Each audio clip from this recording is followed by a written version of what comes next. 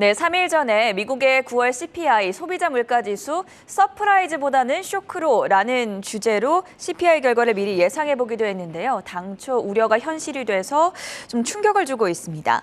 어젯밤 CPI 발표 직후에 주가가 급락하는 모습을 보고 주무셨던 분들, 오늘 아침에 일어나셔서 아마 주가 반등 보고 깜짝 놀라셨으리라고 생각이 듭니다. 다소 의아했던 분들, 오늘 그 궁금증 풀어드리는 시간 마련했습니다. 한국경제신문의 한상춘 논설위원과 함께합니다. 어서 오세요. 네, 안녕하십니까?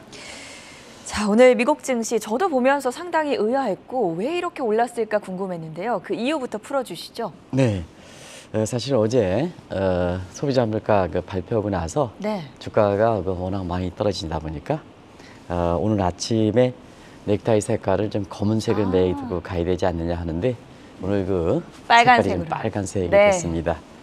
왜 검은색을 맬까 하다가 빨간색으로 맬까 다 궁금해하실 거로 생각하는데요. 오늘 한 7가지 요인들을 한번 제가 현지 통화에서 프레어들이랑 같이 얘기한 사항을 정리해 보도록 하겠습니다. 일단은 우리 앞서 캐스터분이 열심히 해주시고 시청자 반응도 상당히 높습니다는 사실 인플레 지표상으로부터 쇼크죠. 그리고 우리가 3일 전에도 미리 짚어봤을 때 이번에 서프라이 대기보다는 쇼크가 될 수 있는 가능성이 있다 하는 쪽도 말씀을 드렸습니다. 그 방송 원고는 제목은 우리가 존 앵커께서 아까 모두 발언에서 이렇게 얘기를 해주셨는데요. 쇼크는 쇼크죠.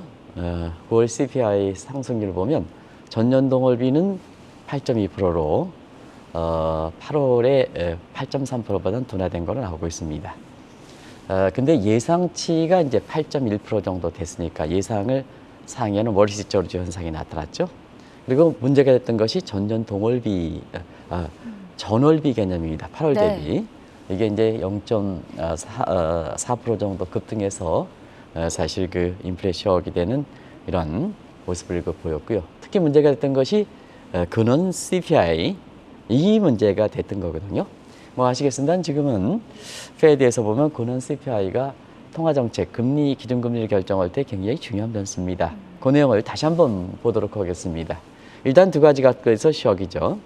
작년 동월 비례해서 6.6% 상승했습니다.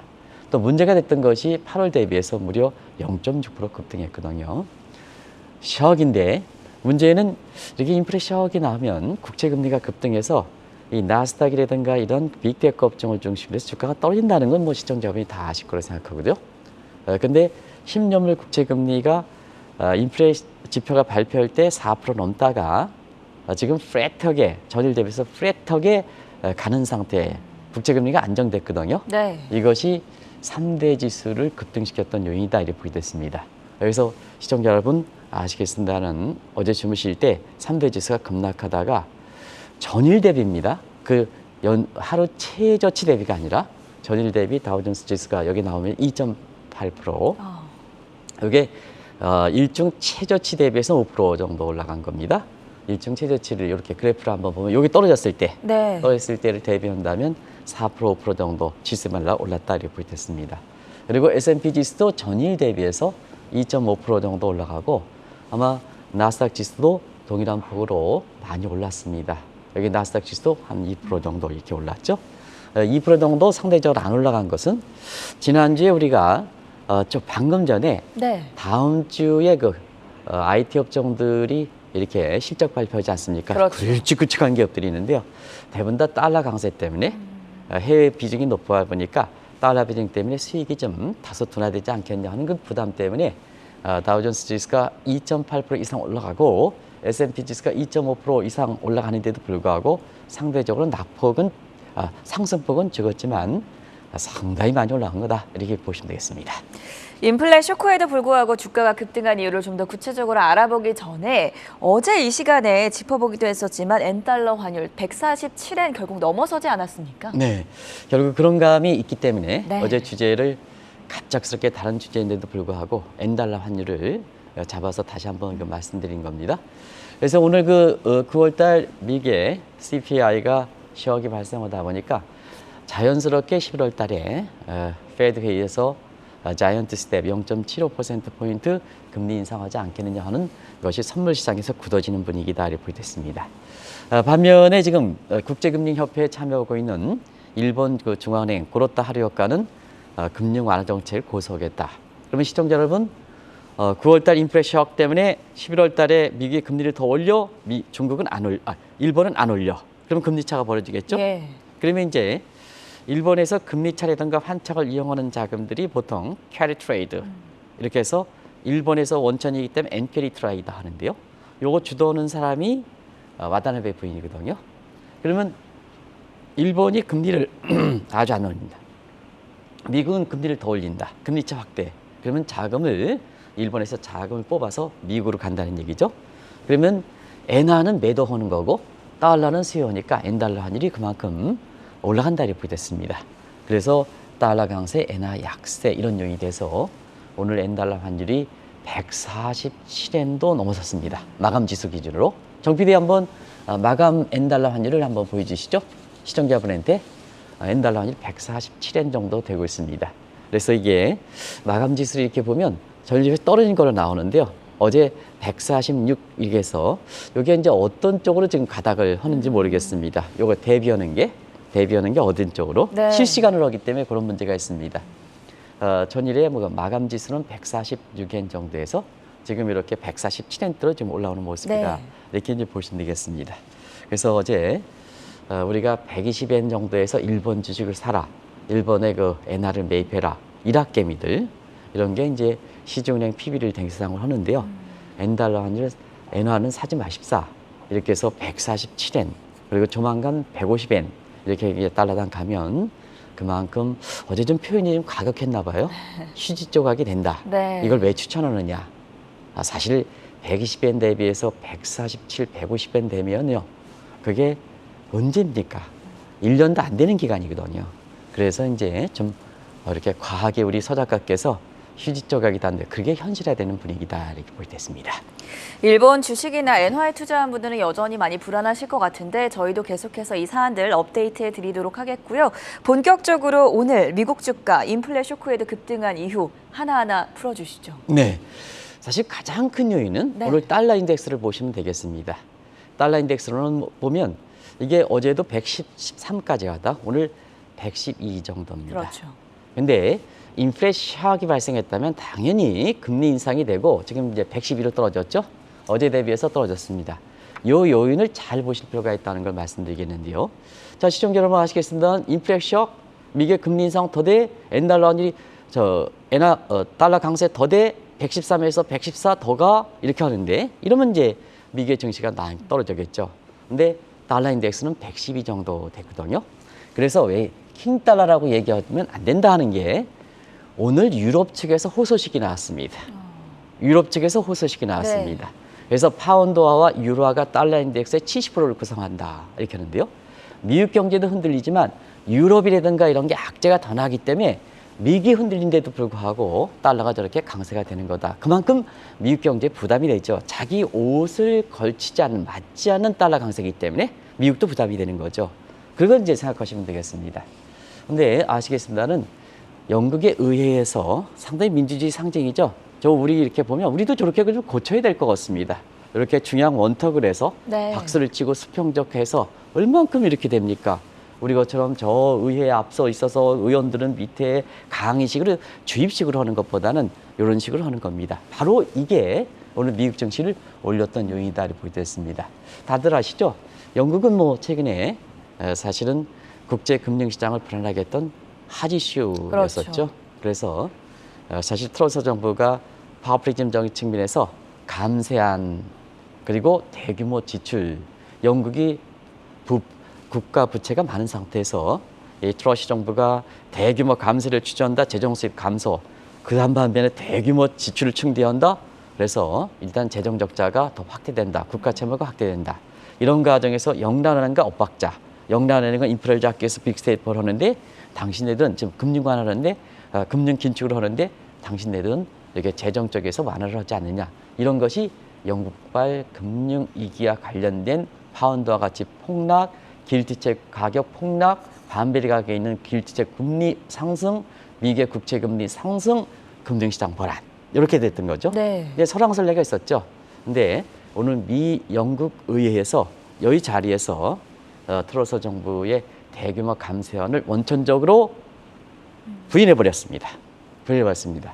그래서 오늘 영국발 금융위기 트러스 정부의 파워피적인 이런 시각이 좀 완화되면서 길티체 금리 안정, 파운드 가치 상승, 파운드 가치 상승이다 보니까 달러 인덱스는 미국 측 요인에서도 인플레이션 shock 때문에 그 자체로 달러 강세가 더 돼야 되는데 파운드 가치가 올라가 버리니까 달러 인덱스 안정. 예. 그래서 나스닥이라든가 3대 지수 올라가 이런 쪽에 됐다 이렇게 보겠습니다. 그런 것이 오늘 인플레이션 shock에도 불구하고 미국의 주가가 올라간 배경이다 하는 걸 말씀드리겠습니다. 영국의 금융위기뿐만이 아니라 크레디트 스위스 사태에 따른 제2의 리먼 사태 우려가 좀 덜어진 것도 역시나 미국 증시 급등한 요인이다라는 시각이 있던데요. 네, 스위스 사태. 네. 스위스는 뭐 전통적으로 보면 안전한 은행이다 하는 것이 인식돼 있죠. 뭐 거기에 아직도 돈을 많이 넣은 사람들이 있을 겁니다. 저희들이 그 국제 탐사 기자 협회 이런 파나마 페이퍼스라든가 그다음에 국제 조세 정의 네트워크의 파라다이스 페이퍼를 이렇게 뭐 비밀 원칙입니다는 한국 사람도 많습니다. 이렇게 해서 근데 이렇게 안전하다고 이렇게 해서 그런 그 자금들을 갖고 노는데요. 스위스의 제2은행의 CS 사태 이거 문제에서 스위스 사태가 이렇게 마진콜 당할 우려가 되다 보니까 공교롭게도 리먼 사태가 재우려되지 않느냐. 지금 여러 곳에서 디폴트 친구들이 많지 않습니까? 이런 거 견물려서 사실은 제2의 디폴트 하는데요. 이 문제가 처음 터졌을 때도 이거는 2015년, 2016년 한국도 지금 이렇게 이 문제 가지고 도이스 뭐 주가 조작 뭐 이런 얘기에서 실질 여부와 관계없이 지금 정치적 이슈가 되고 있어서 굉장히 민감하게 얘기하고 있습니다는 국제적으로 보면 신뢰 문제, 리버 금리의 이 조작 사건 때문에 도이스 뱅크가 굉장히 후손 뱅크로 이렇게 탈락됐던 그 사건 이외에는 글로벌 금융위기 제2의 리먼 사태가 될 가능성이 적습니다 하는 것을 진단해 준 적이 있습니다. 네. 오늘 사실 CS 사건과 관련해서 제2의 리먼 사태가 아니다 하는 쪽이 거의 결론적으로 이렇게 된 것 같습니다. 결과적으로 보면 스위스에 이렇게 해서 리먼 사태에 대한 우려가 하다 보니까 오늘 유로 가치가 이렇게 회복했고 유로 가치는 달러 인덱스의 58% 정도를 차지하니까 미국 측의 인플레이션 샥의 요인은 달러 강세 요인인데도 불구하고 달러 인덱스가 떨어지는 배경이 됐다. 그래서 두 번째로 이 요인이 인플레이션 샥인데도 불구하고 주가가 급등했던 요인이다 이렇게 보여졌습니다.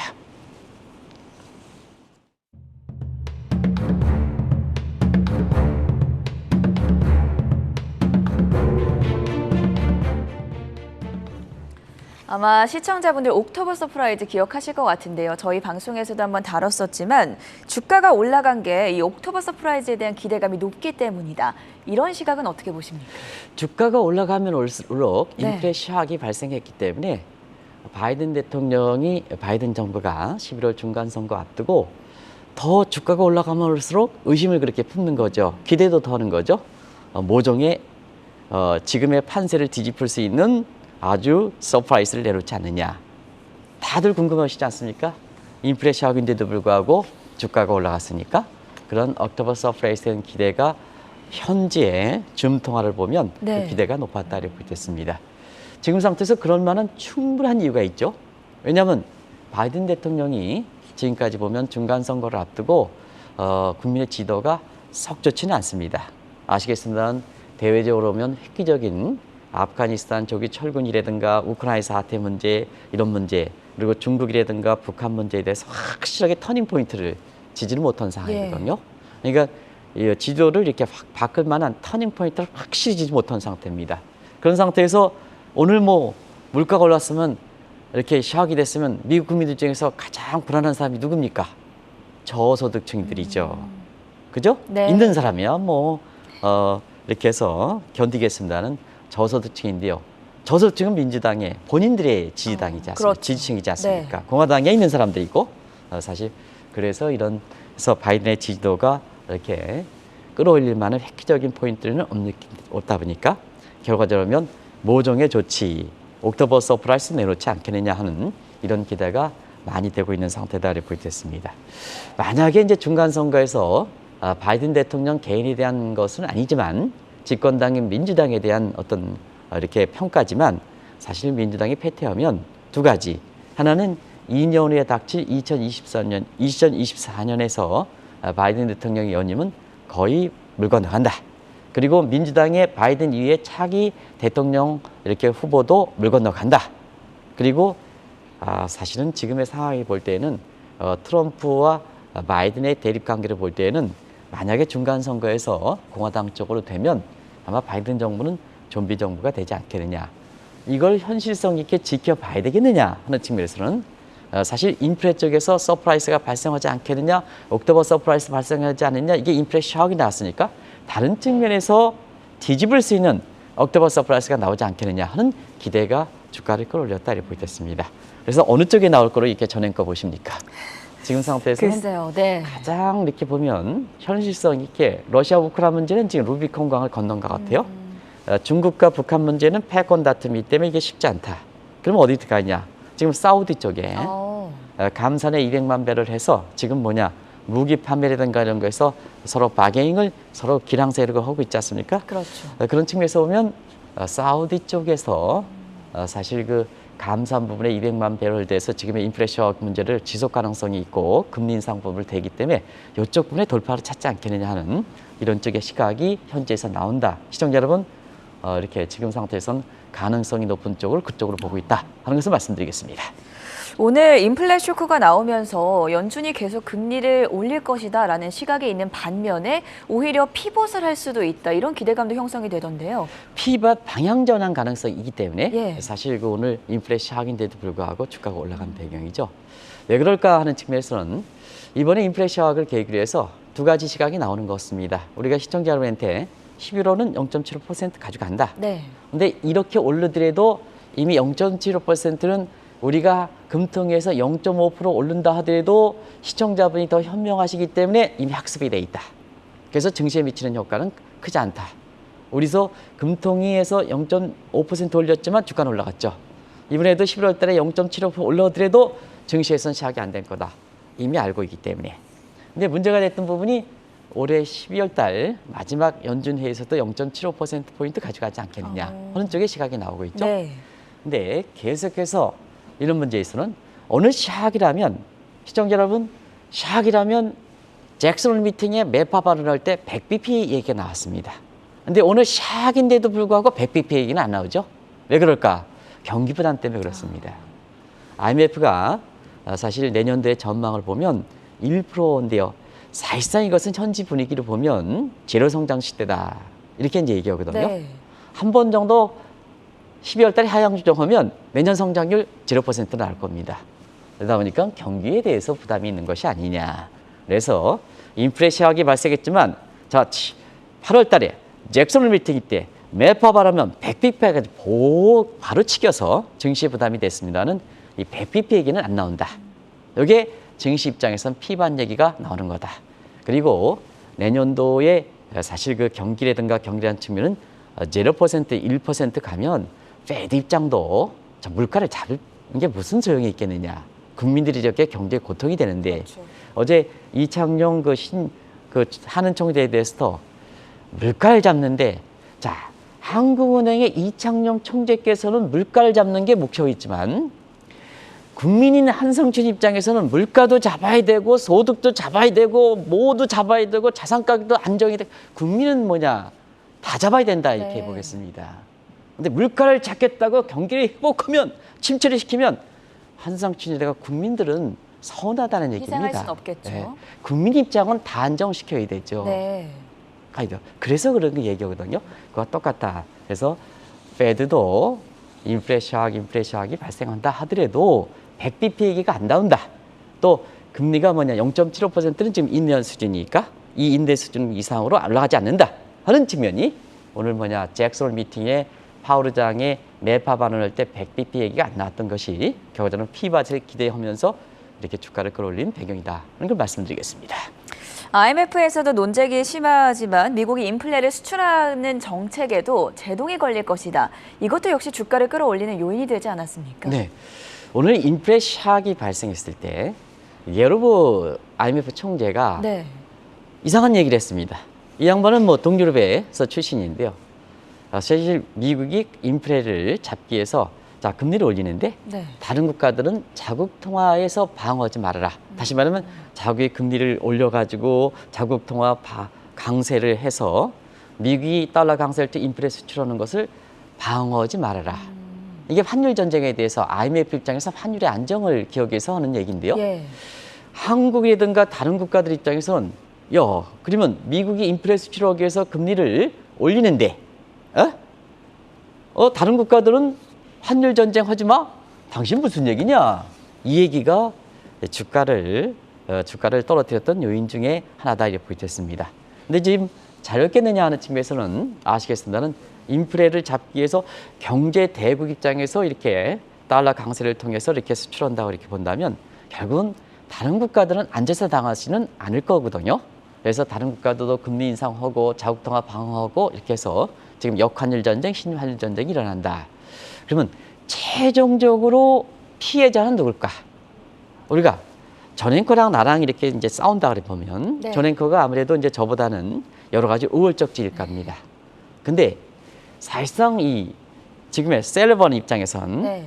미국 입장에서는 사실 이렇게 독수리에 해당되는데 트럼프 입장에서는 독수리 딱 해서 이렇게 하면 안 되니까 나바로 패러다임에선 위기 기득권을 갖는데도 불구하고 까마귀 싸움을 해요. 꽉꽉 소리는 많이 납니다. 근데 기득권을 포기했다는 측면에서 트럼프가 그렇게 적대적 행위를 받았던 거거든요. 그런 각도에서 보면 결국은 우월적지가 겸손하지 않고 같이 싸워버리면 남한테 전가시키면 결국 게임 세어리에서 보면은 최대 피해자는 궁극적으로 보면 지금 당장은 승리할지 모르지만 최대 피해자는 본인들이 된다. 네. 그런 과정에서 미국 내에서도 달러 강세 다른 국가의 인플레 수출하는 부분에 대해서는 완화시켜야 된다 하는 측면에서 오늘 그런 얘기와 함께 유로와 파운드 가치가 안정되니까 인플레 셔크인데도 불구하고 달러 인덱스가 올라가지 않고 거꾸로 떨어졌다 네. 하는 것이 결국은 증시를 안정시켰던 배경이다. 왜냐? 달러 강세가 누그러지면 그만큼 미국의 기업들의 실적에 있어서는 달러 강세에 따른 실적 악화 부분을 완화시킬 수가 있는 거죠. 그래서 실적 시즌과 함께 주가를 끌어올린 배경이 되고 있다고 볼 수 있습니다.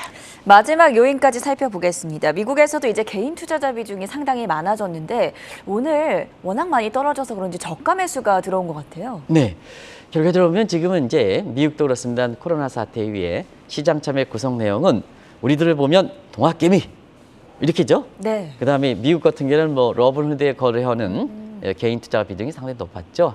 현명하십니다.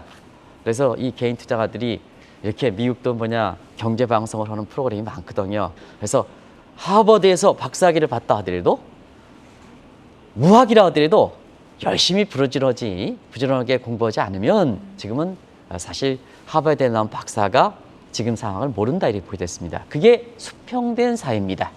러닝 바이 이렇게 해서 지금은 개인 투자자들이 현명하시거든요. 현명하신데 지금 상태에서는 저가 메릿 이렇게 되거든요.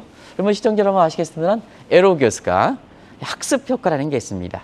학습 효과가 되면 금리가 0.5% 금통이 올리고 그다음에 미국에서 0.75% 올리면 처음 당할 때는 모르지만 많이 학습에 대한 상태에서 보면 별로 그렇게 투자 심리에는 영향을 미치지 않는다는 얘기죠. 그런 상태에서 미국의 주가가 많이 떨어졌죠. 한번 계산해 봤더니 우스리는 빼고 예. 다우지수는 20% 폭락했습니다. 올해 연초 대비해서 나스닥 지수는 30% 폭락했습니다. 이런 상태에선 모든 정부는 주가 하락, 경기 하락, 경기 침체를 방치할 수는 없죠. 왜냐? 본인들이 결과적으로 선거에서 지니까. 그래서 언젠가는 경기를 안정시키지 않겠느냐. 그러면 지금 상태에서는 저가 메리스로 체리핑 하죠. 네. 그래서 이런 상태다 이렇게 보겠습니다. 이제 한 가지 말씀드리면 여전히 오늘 인플레 셔크 덕에 이렇게 주가가 급등하긴 했지만 지금 상태 불확실성 불안 요인 남아있다 하는 측면에서 여러분한테 꼭 좀 말씀드리겠습니다. 기본에 충실해라. 잘 되면 작년처럼 잘 되면 아는 종목이 있으면 빚내서 투자하는 게 아니고 차익 실현해라. 지금처럼 어려우면 불알매서 해라. 불알매서. 그게 균형의 매약입니다. 인생사가 그렇습니다. 전 앵커가 잘 되면 겸손해야 되고 네. 안 되면 용기를 가져야 됩니다. 주가도 마찬가지지 않냐 생각합니다. 그래서 너무 이렇게 어려울 때 우리 코스피 지수가 1800 간다, 1500 간다 하는 이게 가슴에 목을 뱉는 사람은 저는 설령 그렇게 간다 하더라도 저는 싫어합니다. 그걸 좀 참조하실 필요가 있지 않나 생각합니다.